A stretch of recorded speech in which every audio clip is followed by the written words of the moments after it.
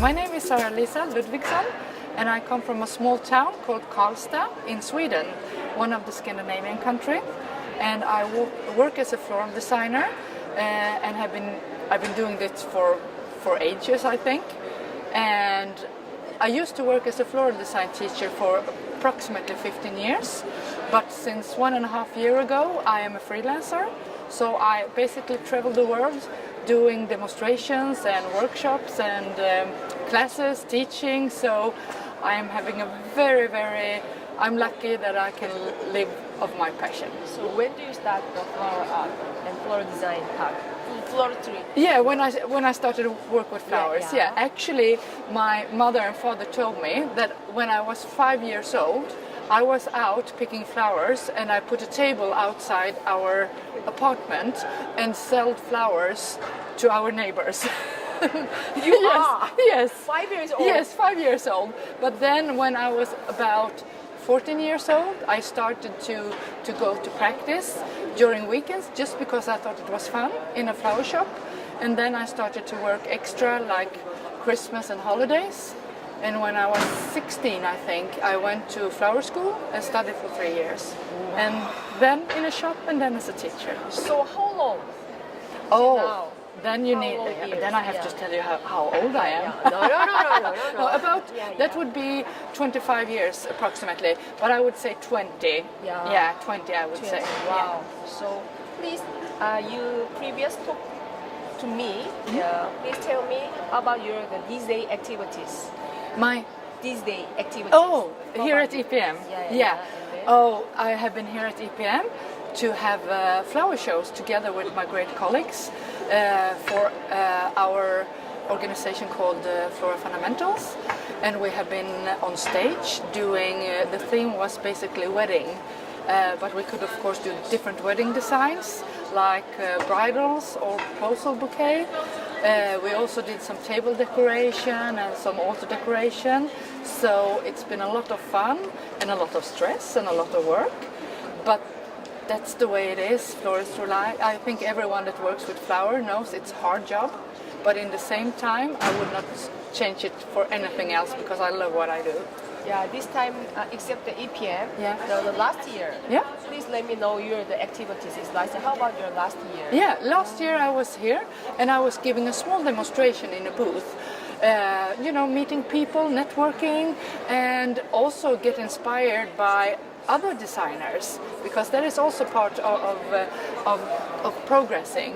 You also need to meet other designers to exchange ideas, techniques, colors, and also having fun together. That's very important. Okay. Yeah, to meet people that share the same passion. Yeah. And then, please let me know the personal opinion about the Swedish floral culture.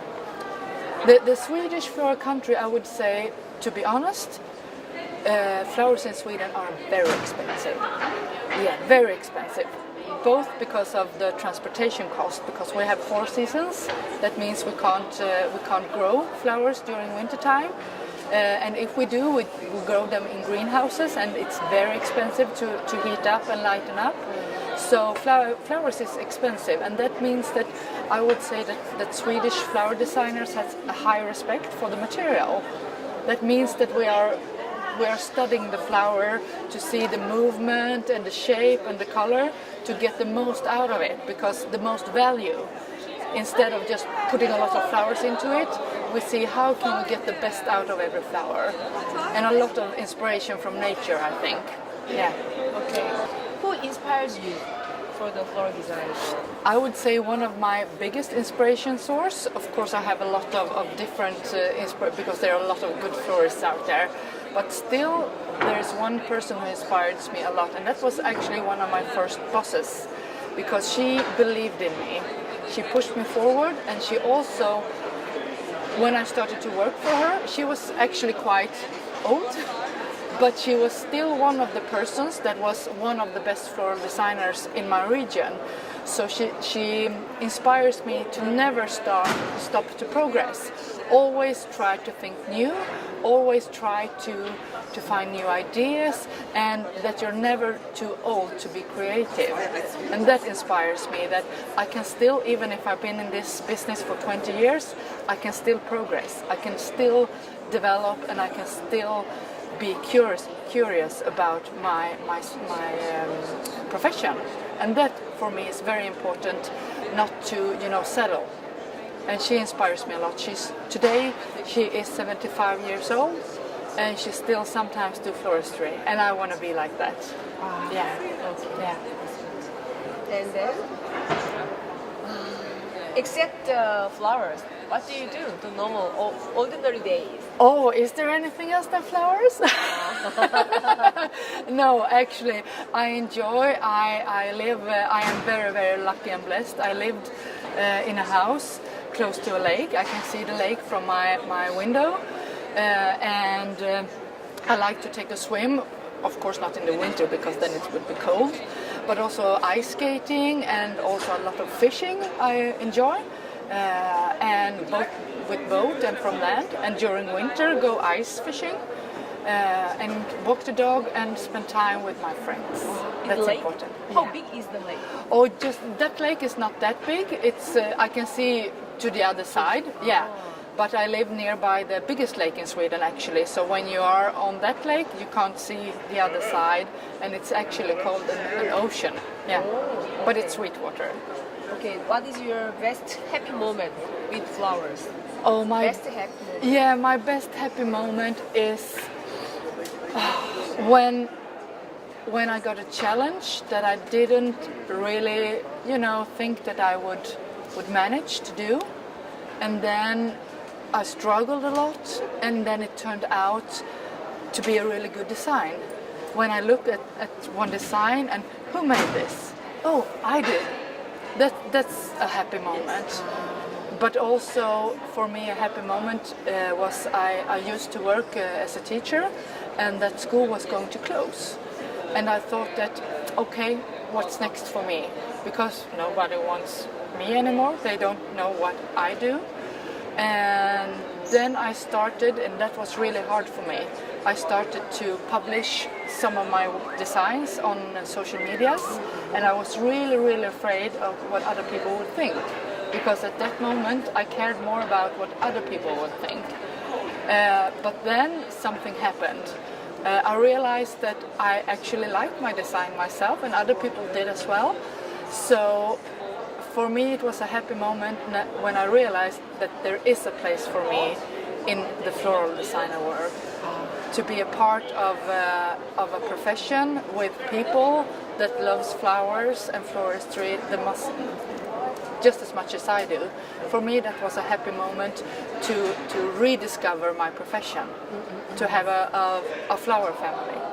Yeah. And then if you have, what is your best hard time? Yeah, I think it was when the school closed, because I really liked my job. I love to work with the students, I love to teach, and it was sad because I kind of lost my identity. Who am I if I'm not teaching at this special school? So that was really hard time, but in the end it turned out that probably that was the best thing that happened to me, because I was maybe too much into my comfort zone. So when I stopped school, there was a whole new world opening for me. So today, I'm actually, the worst moment turned into be one of the best moments, because a lot of people supported me and believed in me. So in the end, I think it was good for me that the school stopped. But at that moment, that was terrible. Yeah. Okay. What is Sara Lisa style? What is that? Oh, I would say that right now, it's actually quite romantic, I would say. Very natural and light, yeah. And I didn't used to be that. I think I changed a lot. And for me it's important to change. Of course I want to have like a special brand, but in the same time I don't want to do the same designs in 5 years, because I want to develop and I want to see new materials and try new techniques. But right now I would say that it's romantic. natural romantic, I would say. So Yeah. if you have some, what is your favorite color and flowers? Oh, right now I would say like powder pink, a little bit dusty. Yeah, yeah. Soft colors, a little bit gray, a little bit peach, coral. I work a lot with those kind of colors right now. Yeah, and how about the flowers? Huh? Sorry? Flowers. Oh, the flowers. Oh, I'm a seasonal girl, just like many floral designers are. But I think, especially in Sweden, when we have very clear the 4 seasons. So for me, it's very important to work with seasonal flowers, both because of the environmental thinking. It's not good for our nature when we are growing some of the products that normally is in bloom in autumn, and we have them in summer instead, because it takes so much energy and so much things to grow those flowers. So I prefer to work with seasonal flowers.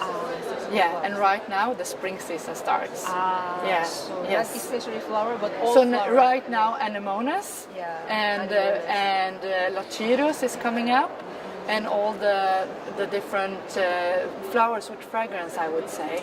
Yeah. And then, please advice to the young florists. Best advice to the young florist, I would say, believe in yourself and work hard, but still don't let people take advantage of you, and try your best. And when you fail, because you will fail, don't quit, get back on the horse and try again. Because sometimes when you fail, it doesn't mean that you don't know it. It means that you don't know it yet. So you just need to practice more. So don't be afraid to practice, and also take advice from other people that is into floristry that could give you advices, and get a mentor. It's a good advice. Yeah. Wow, I'm very stressed. Oh. And then this is what do you think about the competition? Yeah, competition for me is very important. Some floral designers, and when you work in, because to be honest, to run a shop today, it's hard. And then sometimes you might think, competitions, why? I can't earn any money in competition. But for me, it's very important, because that is where we see the new trends, the new way of working. We can see how to develop new, more environmental friendly techniques and materials. And also, it's sometimes I compare it to the catwalk in Paris, haute couture. Some of the clothes, they're cool, but they are not so easy to wear, and they're very expensive. But I can't afford to buy them, and most of them, it's very strange clothes sometimes. But I get inspired of them, and then I can get details like the fabric or some pattern or some cutting, and then I buy them in normal shops. And for me, sometimes floristry in competition, it's haute couture on the catwalk. That is not it's not what we're going to sell in our shop, but we can take details from it, and we can transform it into suitable commercial designs. So for me, it's very important, because competition is taking our profession forwards, and it also helps me to get motivated.